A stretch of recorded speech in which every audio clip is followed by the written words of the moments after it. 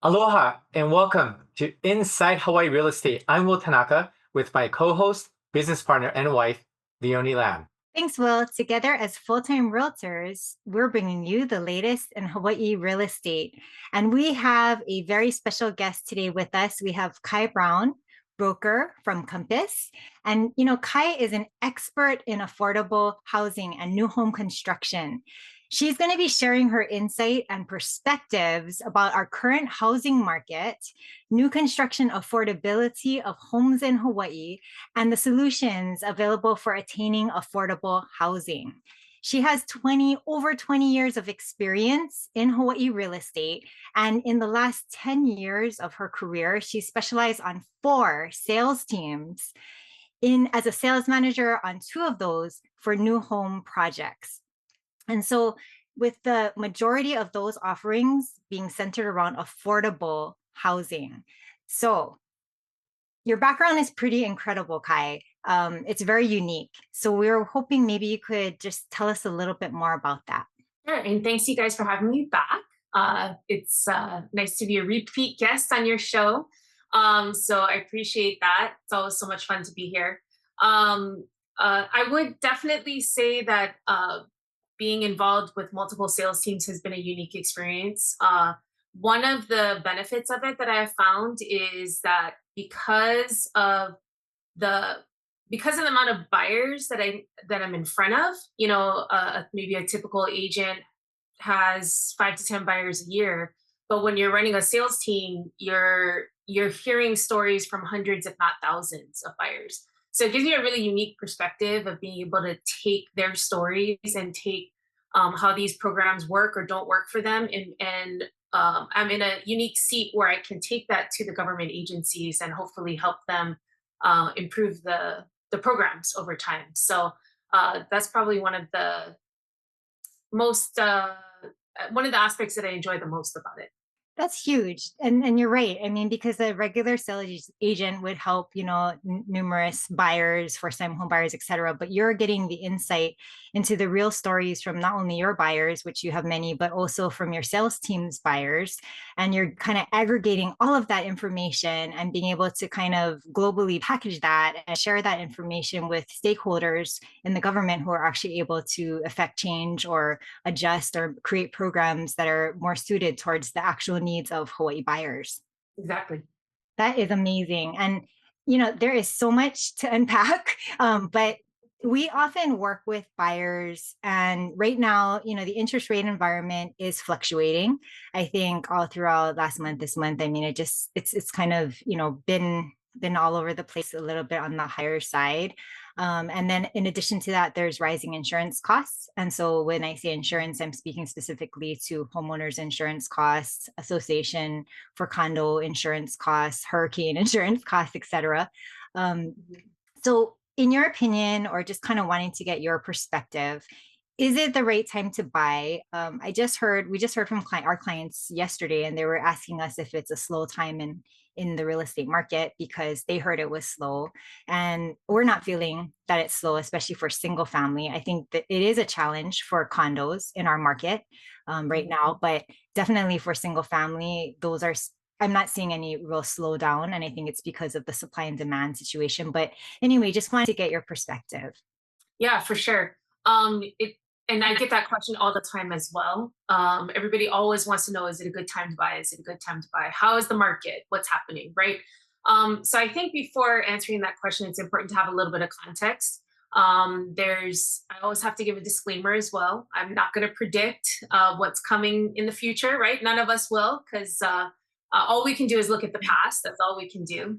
If somebody's telling you absolutely this is what's going to happen in 6 months, then I would tell them to run away, because nobody knows. But if you look at the historical data of what happens on Oahu, Oahu, typically the housing market in Oahu has what's called a stair step pattern. So you've got like 8 to 10 years of stable growth, and then 2 to 3 years of very accelerated, a very steep climb in pricing. Um, and so we just got through one of those steep cycles just recently due to COVID. But I think if you put all that aside for a second, I like to call it like getting back to basics, like really getting into the heart of why you want to buy a home in the first place. Hawaii does have the benefit of that appreciation upside. I call it an upside or a bonus. But people all across the country buy homes having nothing to do with appreciation, right? That's not the typical norm in most markets in the U.S. So I think it's important to remind yourself the other benefits of buying a home.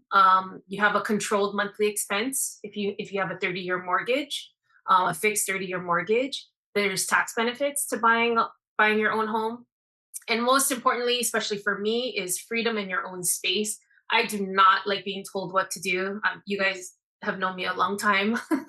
So I want to live in my place and be able to paint the walls whatever color I want. If I want to have a dog, I can have a dog.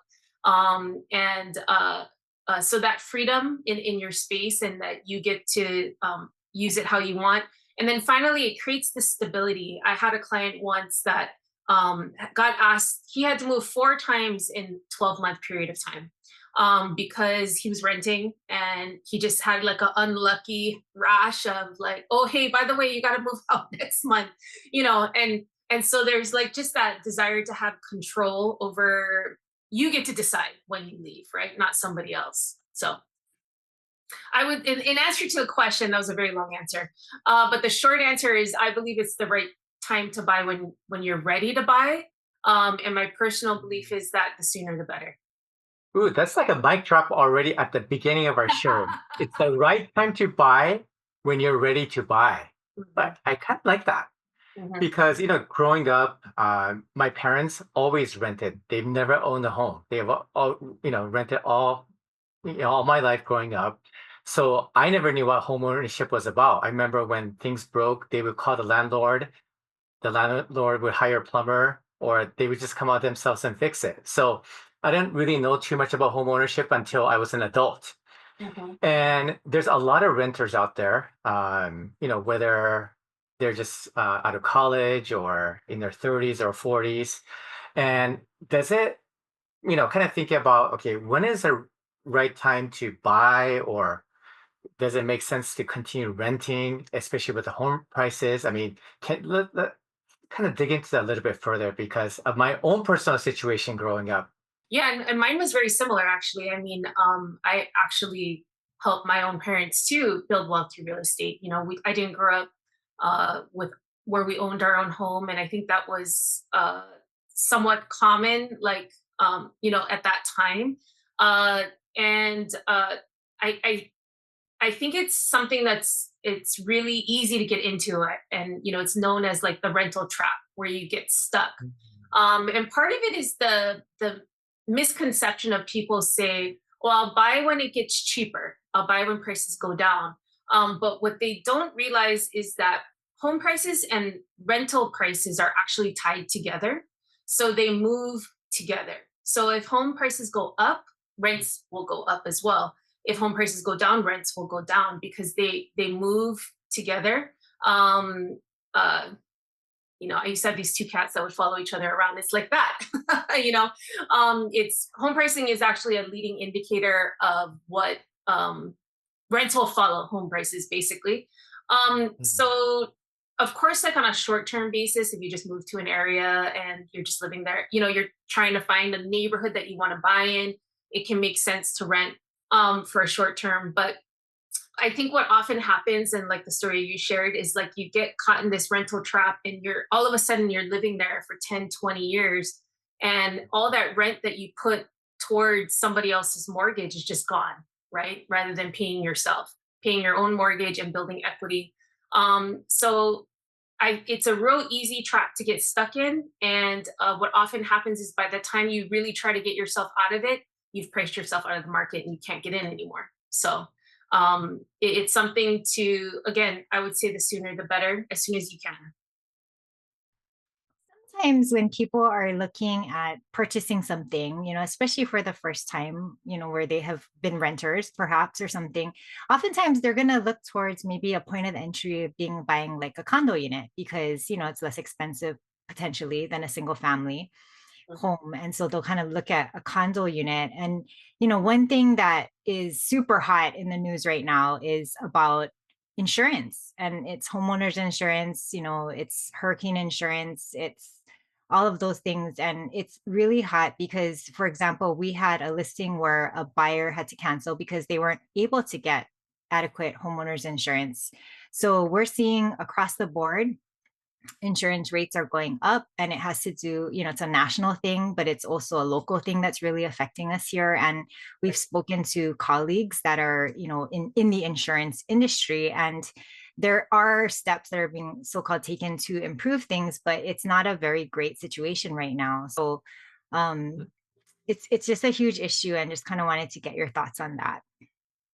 Yeah, definitely insurance is a top of mind topic. I'm not accustomed to being at open house and people coming in and asking, is this building fully insured? Like, it's a lot, people are a lot more educated on it now, I think, in the last 6 months than ever before. I think the thing to remember about insurance is that it's a cost of housing, regardless of if you're an owner or a renter. What people don't realize is that, like, it is a serious issue, and it's going to take all sides of the industry to kind of come together and come up with solution, no question. But it's a cost of homeownership. So if you're a tenant, um, I'm very confident that your landlord will pass that cost down to you. That's just how it works, right? It's like, as their costs go up, they're going to pass that cost on to the tenant. So it's something that's going to hurt the industry overall. It's not something that I think should stop you from owning. Yeah, and I think that's a really good point because thinking about like going to the grocery store, right? And the cost of food is a lot more expensive because, it's more expensive for the retailer. So they're of course going to pass that along to the consumer. So the same would be applicable even if you're a renter, is that you're going to get those costs that are cost of doing business essentially passed down from your landlord. So that's a good point. Mm-hmm. Just kind of going back to the homeownership, there's single family homes, there's condos. In terms of kind of the difficulty in crossing over to homeownership, I mean, what kind of solutions are there? Is there any tips and advice for people who, not only for renters, maybe people who have kind of outgrown their small space in a condo and they're starting to look at single family homes or townhomes? So maybe if you could give all of our viewers some insights from your experience. Yeah, so it's the housing crisis is a big issue in Hawaii, and as well as other high price markets across the country. So the government agencies are working together across the country to kind of like what worked in your state, and getting ideas from each other and bringing it to our state. So um, basically, the gist of programs in Hawaii to kind of help with this issue is where they've made a requirement on any new construction building that a certain amount of homes have to be put on the side for as affordable units. So it's a requirement of anything new that's built. And then these programs are based off of income. So what the government agencies do is they create what they call area median income bands, and they back out the price of the home. They've told the developer, you have to set aside this amount, right? Now that amount of homes, they back out the price based on what one of these eligible buyers can pay their mortgage, their insurance costs, their maintenance fee, all of those things, and then they back that out into a price. So basically, the price they come up with is below market value. It's a subsidized unit, and people who are eligible are able to buy something for less than what it would be worth on the open market. So I think that's actually the real opportunity is to be able to get into one of these subsidized homes. That sounds like a amazing opportunity because they're basing pricing not on the market price, but on what you're actually earning as a buyer, potentially, if you're qualified for these types of programs. That's fantastic to hear that there's a solution like that. And so that sounds great. So just say I was a buyer and I had a budget of I was pre-qualified, by a lender, and they said that I could purchase a property up to $600,000. So that was like, my maximum budget. And, but I mean, is that even possible? Like if I want to live in town because I don't want to live on the west side and drive 1 to 2 hours, in traffic each way because my office is in town. Do you think that, that would be a possibility, or how would that work? Yeah, and it's a really good question because in Honolulu, the most of the development that was done in Honolulu was in the 60s and 70s, and all of us on this call were born in the 70s, right? So, so we understand that the cost of maintenance goes up as time goes by. We understand that very well. So when we have like this aging inventory, it makes it's another hurdle for first time homebuyers to get past, right? It's like not only the cost of buying, but then it's the cost of maintenance. It's the coming into assessments for the building, and in addition, you're buying into an older building, so there's a lot of things that weren't standard at that time that are standard now, like sprinklers, for example. That's something that all developers are required to do. So, in contrast, when you're able to buy into new construction that has an affordable component to it, you're able to buy something that's brand new, and it's about the same price. So, it's a big advantage to first time home buyers for them to be able to. And when I have those discussions myself, I mean, you give them both options, and typically they're going to go the new construction route. It's kind of a no brainer, right? New or 60 years old. So, I would do the same thing. Me too. Yeah. Yeah. And then I think the other advantage of these programs is that they actually put a maximum on what the developer can ask for in a deposit. So typically for new construction, you're looking at a 20% deposit. But with these programs, the developer is capped. So it's usually somewhere between 5 to 10%, and the developer can't ask for any more than that. And that 5 to 10% versus 20, I mean, that can, for a lot of people, that's the difference in being able to buy or not buy. So that can be a huge help for them as well. That is huge. And just kind of for perspective, if you're looking at buying something that is on the regular resale market, not new construction, typically if you're doing conventional mortgage financing, you're looking at 20% down. That's sort of the norm. It can be less, but for the deposit to be capped at a lower rate, I mean, that is definitely a huge benefit. And I think that's something that only new construction can offer. Yep, absolutely. You talk about affordable housing. Of course, the government's always going to be involved. And when it comes to, I guess, the local state government, I mean, I think just generally speaking, government in general gets a bad rap when it comes to affordable housing. I mean, it's not just the public sector that's involved. I mean, the private, the entities, the developers, and ultimately the consumers. So and there's a lot of misinformation out there about affordable housing. Can you actually really afford? What kind of people could really, afford these new development projects under like HHFDC, for example? So just wanted to get your thoughts. I mean, you've closed, four or in the process of closing four new developments. That's like super impressive, by the way. And I mean, you're an expert now. So what are your thoughts on that? Yes, I mean, you're absolutely correct. I feel like one of my missions in life has become to change this perception. And part of the problem is I would honestly just love to just get rid of affordable housing altogether, because that's part of the problem. And the issue is when you think of like affordable with a little a, affordable means different things to different people, right? But affordable with a big A is actually an actual government program with a specific definition that's in the Hawaii revised statutes. So when we're talking about big A affordable, right? Big A. It has an actual definition, and it's based off of, I'm simplifying it greatly, but for the most part, it means anybody who's under that 140% of area median income, right? So it's a very big catch-all program. Um, and then they have different steps within that, we're talking 0 to 140% AMI, right? And all those different parts of, they call it the housing ladder, all those different steps of the housing ladder is for different types of people. So sometimes the solution might be helping people into affordable rentals. What we're talking about today is affordable for sale, right? Again, affordable for sale.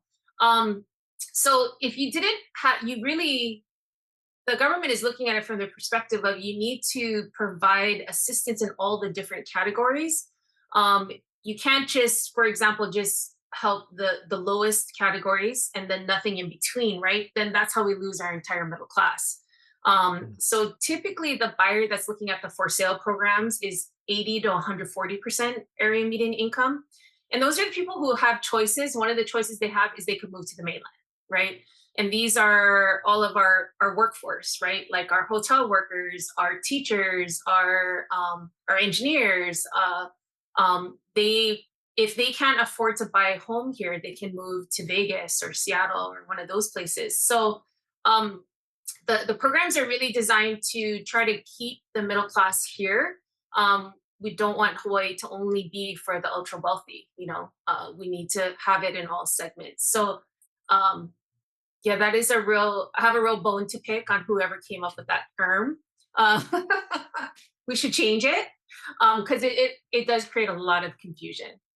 Yeah, I totally agree. And thanks for the clarification. I mean, because basically, like the big A affordable is encompassing a greater part of our population. And it, but then there are different bands of supportive housing needed, right? I mean, like you're Right. mentioning, it could be like homelessness all the way to people that are actually ready and able and to purchase something under an Right. affordable program. So there's a lot in between that, and it's all just kind of lumped into one. So it can Yes. be confusing, I think, for people to understand. So thanks for clarifying that. For sure. Yeah. In terms of you've been working on new home construction projects on the market. Do you want to get into that? Because I think a lot of people, there's a lot of news out there. Maybe there's one that's been, on the market for a while, and there's some available units. There's some new ones coming up in Kaka'ako. So there's a lot of exciting things still, forthcoming. Mm-hmm. Yeah, I can get into one what do you call one project? Sorry, one project. There's several projects that have been rolling out a new financing program that's sponsored by HHFTC. And to give you an example, so Sky, which is right across the street from Ala Moana, they just got funds for they're built already. They finalized about a year ago. So people first moved in about a year ago. So they have this new program. It's called DEP. It is designed for professions that are facing a labor shortage. So to give you an example, you're buying an affordable unit. It's a studio. The normal subsidized price is $298,000. With this program, HHFDC will contribute another 20% as an interest-free loan, which will actually bring your price down to $238,000. So this is really some like out of the box ideas of what can we do to really help people get in. You do need to be eligible.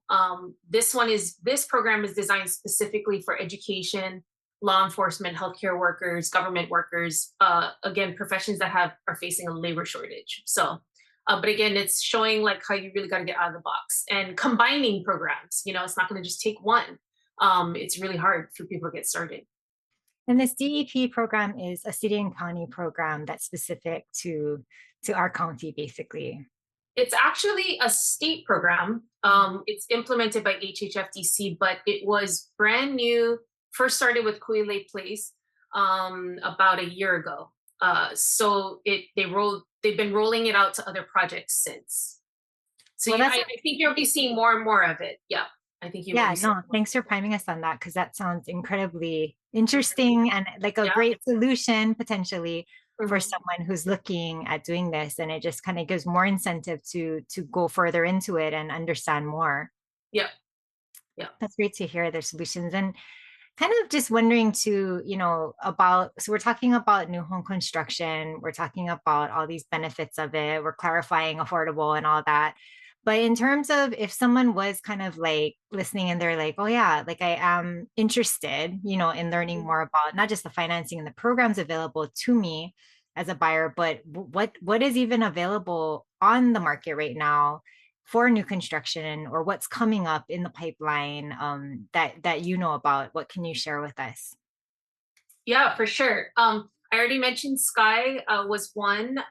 They have studios left that are affordable. Possibly you can use DEP as well. Parkang Keomoku also has affordable units. They also just got awarded DEP funds. And Kuile Place still has a handful of affordable, not too much. And then what's coming down the pipe is Kahuina is supposed to launch in spring, which is very soon. So, and that's in Kaka'ako, so expect that to be coming. And I'll come back and talk to you guys about it when it does. So you're saying that if, they're in a specific professional category, like education, for example, then they could get 20% interest-free loan. 20% of the purchase price. So basically, HHFDC brings forward 20% of the purchase price, and it gets wrapped into your contract as an interest-free loan with HHFDC. Yes.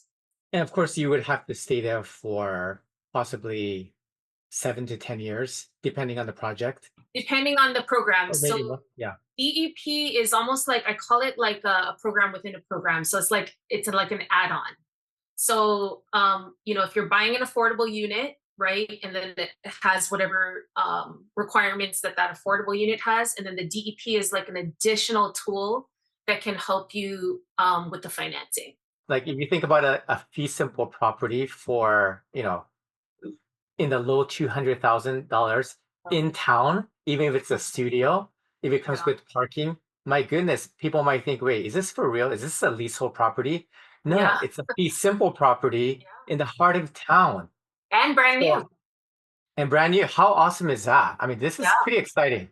So many buyers, I think, out there, and our clients too. I mean, sometimes it's a very scary thing to really commit and take the plunge to really engage in purchasing. So what would you do? You have any advice or tips that you would give to someone that's considering it? Maybe it is the right time for them, and listening through all of these different opportunities, they're excited about it, but they're afraid. Is there anything that you would be able to offer? Yeah, absolutely. I think the first thing is that it is totally normal and it's okay to be scared. I think we can all attest to that. We were all scared when I was terrified when I made my first purchase 20 years ago. And so it's normal. But and then I would say take one step at a time. Get your team together, get your family as part of your team, your lender, your realtor, they're all part of your team, and then take it one step at a time and apply, right? There's no cost to applying for one of these homes. It's just your time, and just go through the process and see what you can learn from the process. Don't, it's like people tend to panic because they're just like, oh my God, like, because you're thinking about the buying part of it. Don't think about that. Let's just get you through one step at a time, right? And if it makes sense, then you'll keep going forward. But there's no commitment, you're just applying. And then finally, I heard this recently: feel the fear and do it anyway. And I like to think of that for my own life.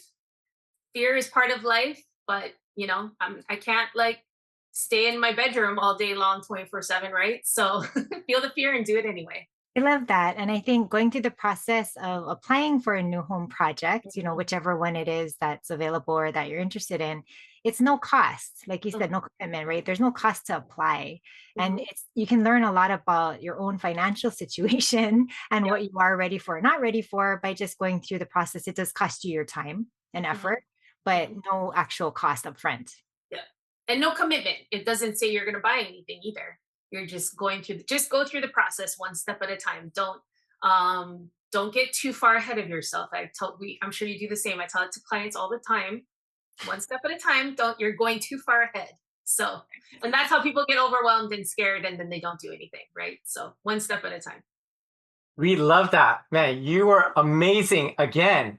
And so many nuggets, so many mic drops. Like it's the right time to buy when you're ready to buy.